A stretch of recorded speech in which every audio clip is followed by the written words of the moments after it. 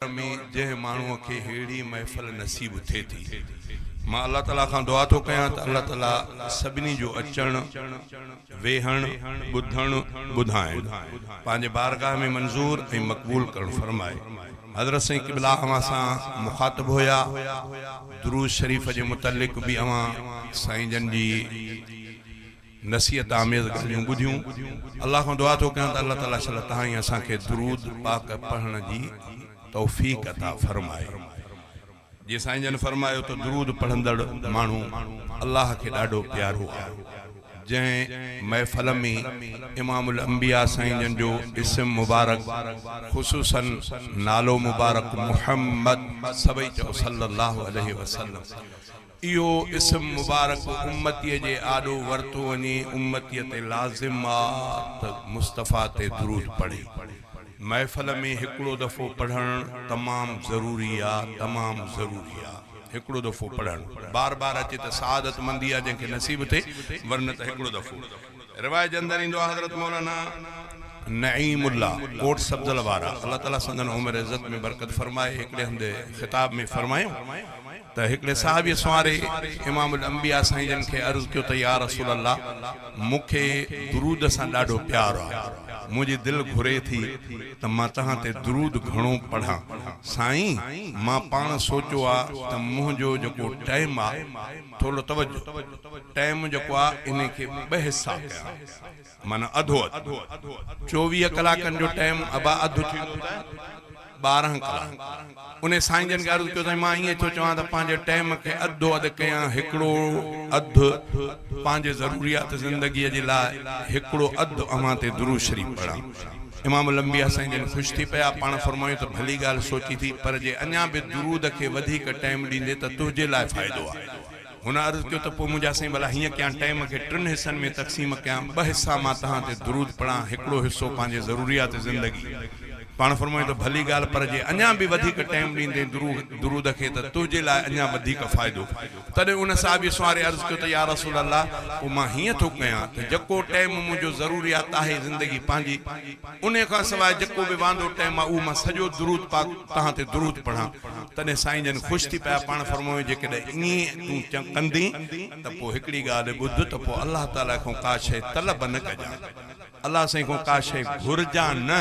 अल्लाह पाक इन दुरूद जे सदके तुंहिंजे दिलि जूं जाइज़ दुआऊं पाण ई दुरूद जे करे पूरियूं करे छॾींदो। दुरूद एॾी वॾी सआदत मंदी आहे। दुरूद जे लाइ ज़रूरी बि न आहे त तव्हां वुज़ू करे अचे मस्जिद में तस्बीह पूरी कयो, न। दुरूद जे लाइ ईअं बि न आहे त वञी तव्हां साईं खे जाते अचे, घर में हुजो, पंहिंजे मुंहं सां हुजो, ज़मीन ते हुजो, इमामुल अंबिया साईं जन जे मथां दुरूद वारो इहो पंहिंजो विर्द बणाए छॾियो। ॾाढी वॾी सआदत मंदी आहे ऐं तमामु मुफ़्त में वॾो अजुर आहे। मां अल्लाह साईं खां दुआ थो कयां त अल्लाह ताला शल तव्हां असांखे दुरूद घणे पढ़ण जी तौफ़ीक़ अता फरमाए। ईअं बि किताबनि जे अंदरि ईंदो आहे त दुरूद पढ़ण में अल्लाह ताला हर बीमारीअ जे शिफ़ा जो हिसो रखियो आहे, हर बीमारीअ जे शिफ़ा जो हिसो दुरूद पाक में ईअं बि आहे।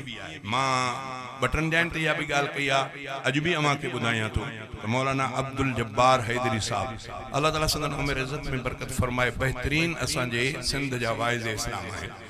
अल्लाह ताला खां दुआ आहे त अल्लाह ताला इख़लास सां अञा बि अॻिते वधण जी तौफ़ीक़ अता फरमाए।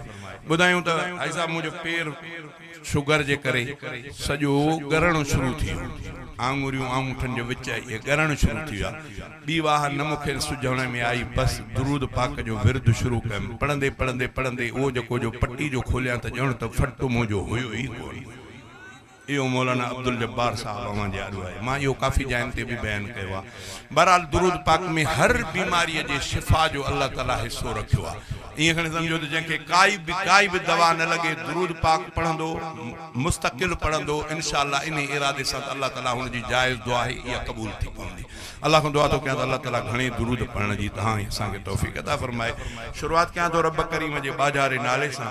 ॿोल मुंहिंजे आॾो आया आहिनि, कागज़ खे ॿोड़े पाहण तारे त तुंहिंजी मर्ज़ी। हे कागज़ आहे इहो हलकड़ो आहे, पाणीअ में उछलाइबो त तरंदो, पत्थर खे उछलाईंदो त बुॾी वेंदो, पर शाइर तो चवे त रब मुंहिंजा तोखे इहा ताक़त तुंहिंजी ज़ात खे ई आहे त जेकॾहिं कागज़ खे ॿोड़े छॾे त तुंहिंजी मर्ज़ी, पाहण खे तारे त तुंहिंजी मर्ज़ी, जॾड़नि खे जीआरे ऐं नौजवाननि खे मारे त तुंहिंजी मर्ज़ी। इन शेर सां शुरूआत कयां थो। हे मौलाना अब्दुल जब्बार साहब आहे। हाँ साईं, हाँ माशा हो जेको ॿुधायमि तव्हांखे त अल्लाह पेर सफ़ा ख़तम, फ़क़त ॿियो इलाज न, फ़क़त दुरूद पाक। हे तव्हांजे हाल साईं ओए जज़ाकल्लाह। इन दुरूद जे बरकत सां बुज़ुर्गनि लिखियो आहे त कंहिं न कंहिं राति इमामुल अंबिया जी ख्वाब में अल्लाह ताला ज़ियारत कराईंदो, जंहिंखे हबीबन करीमन जी ज़ियारत थी पए हिन खां वधीक ॿी ख़ुशकिस्मती कहिड़ी आहे। हे दोस्त तव्हांखे अॼायो चवंदा आहिनि, पर हाणे मां उन पासे ॾे नथो वञा। हे चवंदा आहिनि त वहाबी साईं जन जे मथां दुरूद न पढ़ंदा, असां तूं वांगुरु न कंदा आहियूं, जेको तूं तरीक़ा इख़्तियार कंदो आहे न पंहिंजे दीन में इज़ाफ़ो कंदा आहियूं उहो न। बाक़ी दुरूद जी त बरकत तव्हांखे ॾसी ॾे। मां रब खां दुआ थो कयां त अल्लाह ताला घणे दुरूद पढ़ण जी तौफ़ीक़ अता फ़रमाए। शुरूआत कयां थो इन शेर सां थोरो तवजो। चई का